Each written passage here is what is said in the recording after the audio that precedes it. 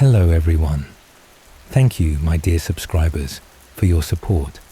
I'm glad you like my disturbing horror stories that I write myself. For those of you who are new to my channel, please subscribe and like my video. By doing so, you will help our creepy community grow, and you will also get more scary stories like this. Tonight, I have a story about a creepy babysitter who is not quite what she seems. This story is multi-layered, and it's worth staying until the end of the video when everything is revealed. Enjoy.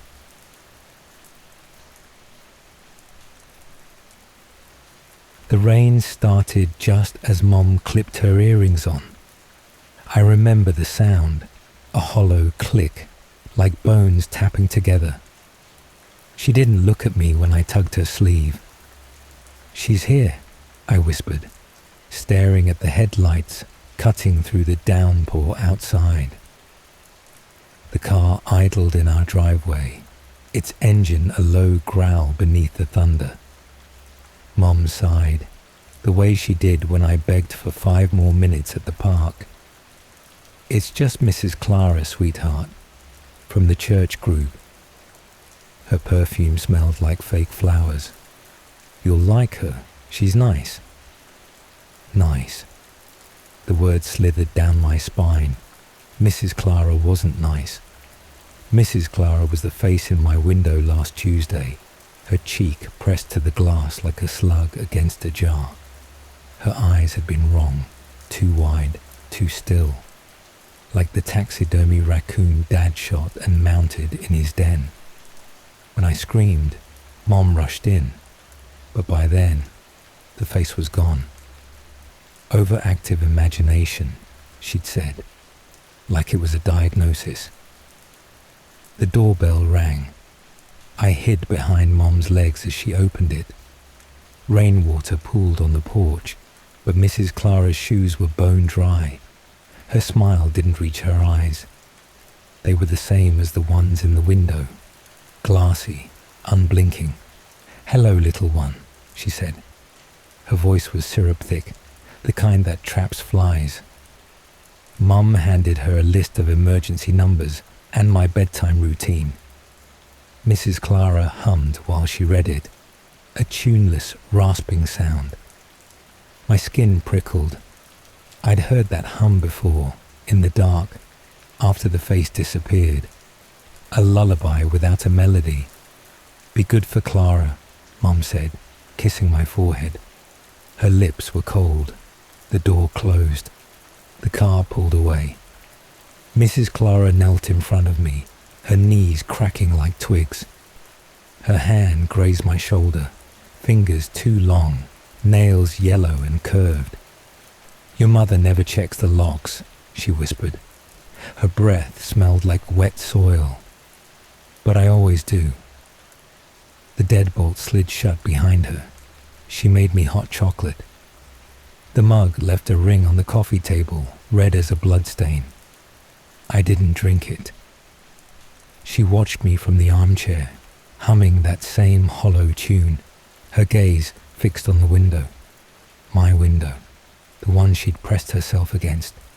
"You're not supposed to be here," I said, my voice small. Her head tilted, too far, like an owl's. "Oh, you were outside before. You looked at me." She smiled. Her teeth were grey. "I've always looked after you, sweet thing. Long before tonight." The grandfather clock ticked. The house felt heavier, like the walls were leaning in. Mrs. Clara stood abruptly, her shadow stretching up the ceiling, jagged and clawed. "Time for bed," she said. "But Mom lets me stay up till—" "Mothers," she spat, the word sharp as a slap, "don't know what's best." She gripped my wrist. Her skin was loose, slipping over bone like old gloves. Upstairs, my nightlight flickered. Mrs. Clara paused at the attic door, her free hand brushing the knob.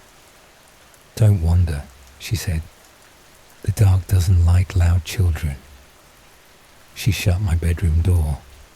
I waited for her footsteps to fade. They never did. Rain lashed the window. I pressed my ear to the door. Silence. Then, a creak, a rustle, a wet, rhythmic sound, like something being dragged down the hall. I crawled under the bed, clutching my stuffed rabbit. The hum started again, closer now, vibrating through the floorboards. A shadow seeped under the door. Not Mrs. Clara's, something thicker, something with too many limbs. The doorknob turned. Shh, Mrs. Clara cooed. The door swung open, but all I saw were her shoes, dry, always dry. You'll upset the house, the shadow writhed. She laughed, a sound like breaking ice. Sleep tight, little one. We have such plans for tomorrow. The door closed. The lock clicked. Outside, the rain stopped. The house held its breath. Mrs. Clara didn't snore. She didn't breathe. I pressed my ear to the crack under my bedroom door, listening. The house groaned. Old bones settling, but there was no TV murmuring downstairs, no clink of dishes, just the tick of the grandfather clock, each second a hammer to my ribs. 1, 2, 3. At 137 ticks, I twisted the doorknob. It opened. She'd locked it. I'd heard the click. But now it gave way, cold brass biting my palm. The hallway stretched ahead, shadows pooling where the nightlight's glow died. My bare feet stuck to the floorboards, still damp from her footsteps. Don't wander, she'd said. The dark doesn't like loud children. But the dark was alive. It rippled as I crept forward, tendrils brushing my ankles. The attic door loomed to my left, slightly ajar. Mum said it was empty, just Dad's old hunting gear. But now, a smell seeped out, sweet and rotten like fruit left to mold in a sealed jar. I froze. Something shifted inside the attic. A wet sliding sound. Then a whimper, high-pitched, human. Numbered not human. The whimper became a laugh. I ran. The hallway blurred. I skidded to a stop at the top of the stairs, clutching the banister. Below, the foyer yawned, moonlight staining the carpet blue. Mrs. Clara's purse sat on the console table, spilling loose peppermints and a tube of lipstick the color of dried blood. A floorboard creaked behind me. I didn't look. I took the stairs 2 at a time, my soul slapping wood. The basement door stood under the staircase, padlocked and plastered with Mom's sticky notes. Do not open, black mold. But tonight the door was different. No lock, no notes. Just a tarnished knob, green with age, and a symbol carved into the wood. A circle with 8 jagged lines like a spider mid-leap. I traced it. The grooves were deep, sticky with sap or something else. The attic laughed again, closer. I turned the knob. Cold air rushed up, carrying the tang of rust and wet stone. The stairs vanished into blackness. My nightlight's glow didn't reach past the 3rd step. Sealed off, Mom had said. Nothing down there but rats. But Mom lied. The stairs groaned under my weight. Each step sprouted hairline cracks, as if the house were crumbling beneath me. By the time I reached the bottom, my breath hung in frosty clouds. The darkness pressed close, thick and velvety.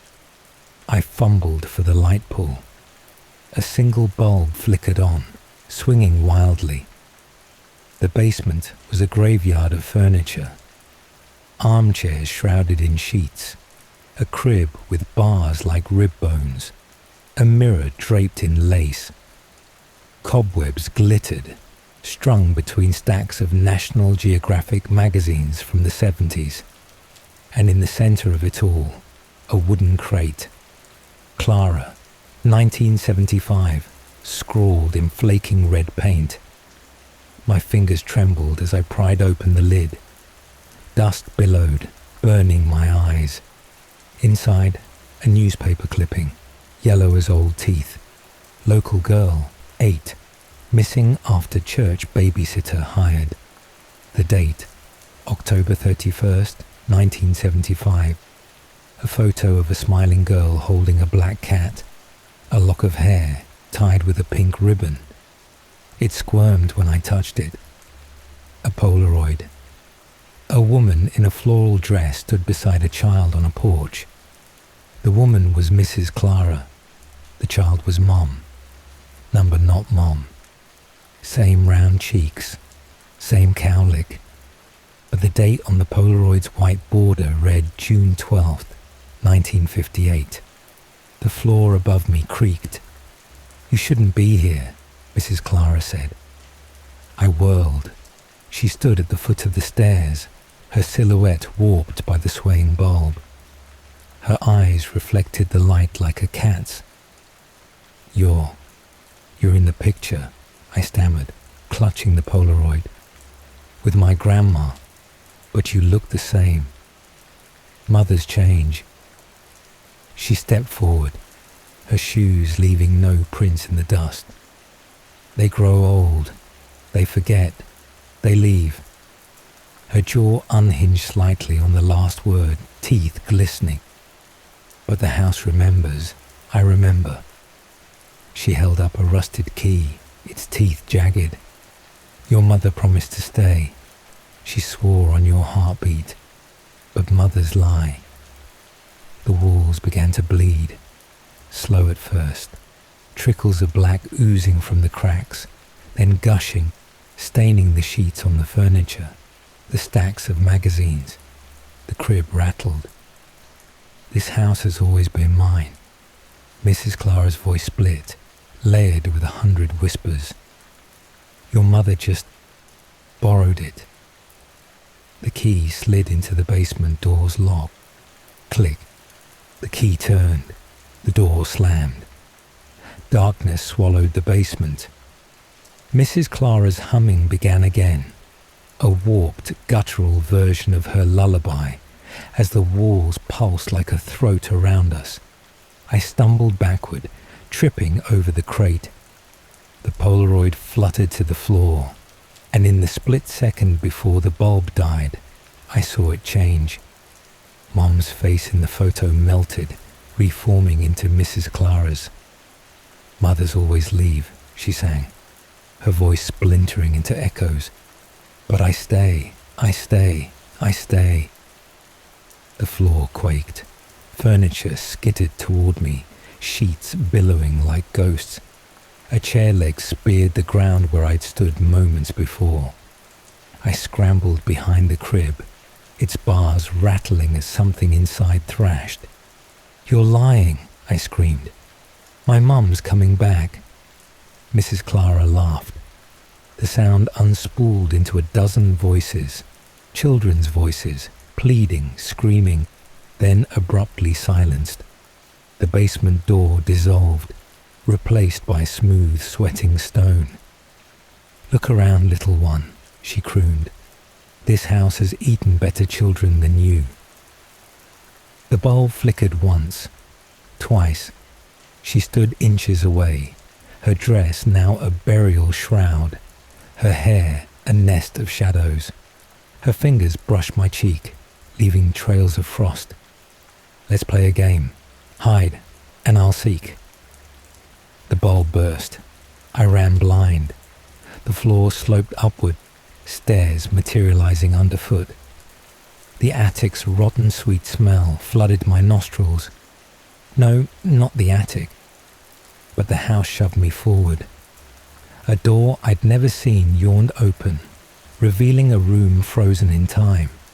Floral wallpaper, a twin bed with a threadbare unicorn quilt, a music box playing Pop Goes the Weasel in reverse, My old teddy bear sat propped on the pillow.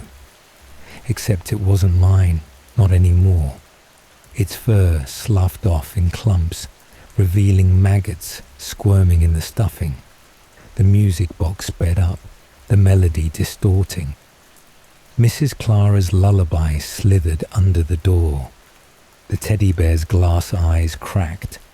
The room aged, wallpaper peeling, wood rotting, the quilt disintegrating to ash. My hands wrinkled, my pajamas frayed. No, stop. The door slammed open. Mrs. Clara stood haloed in black light, her skin splitting like overcooked parchment. Beneath it, nothing. No muscle, no bone. Just a void that drank the light. "Tick-tock," she whispered. I lunged past her into the hall. My bedroom door was gone. The windows sealed themselves, bricks erupting from the plaster like blunt teeth. Think. The basement, the symbols on the door, the crate, the phone. Mum's voice, sharp in my memory. "If there's an emergency, use the landline in the kitchen."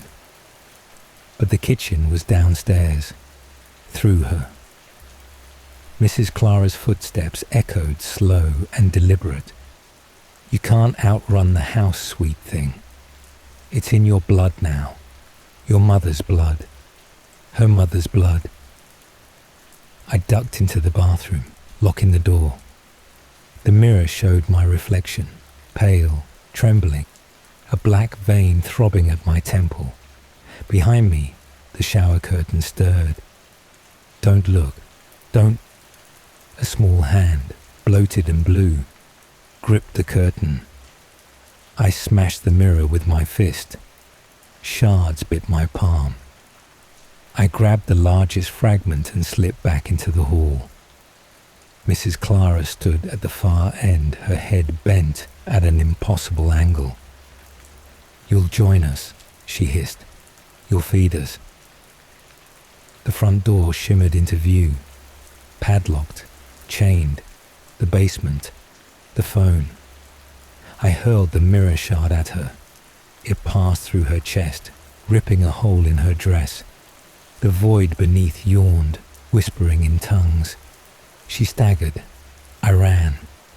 The basement door reappeared, spider symbol glowing faintly. I tore it open.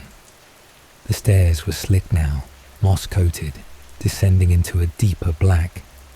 I fell twice, knees barking against stone, before reaching the crate. Beneath the rotting newspapers, a phone. Old, rotary, its cord severed. Number no. The crate shifted. A hidden compartment sprang open. Inside a newer phone, cordless, its battery light blinking red. My fingers dialed Mom's number. 1 ring, 2. "Hello? Mom, come home, please. She's not human. The house is alive." "Oh, baby, I'm already turning onto Maple. 2 minutes. Stay brave." The line went dead. I sobbed with relief. Upstairs, a phone rang. The same jingle, the same rhythm. Mrs. Clara answered. "Hello," Mum's voice. "Oh, baby, I'm already turning onto Maple. 2 minutes. Stay brave." Click. The cordless phone in my hand crumbled to dust. "Clever thing," Mrs. Clara said from the stairs. Her face sagged, porcelain cracks spreading to her throat. "But you'll learn. They always leave." She lunged. Mrs. Clara's fingers closed around my ankle. Her touch burned, not with heat, but with a cold so deep it felt like my bones were splintering. I kicked, my heel connecting with her jaw.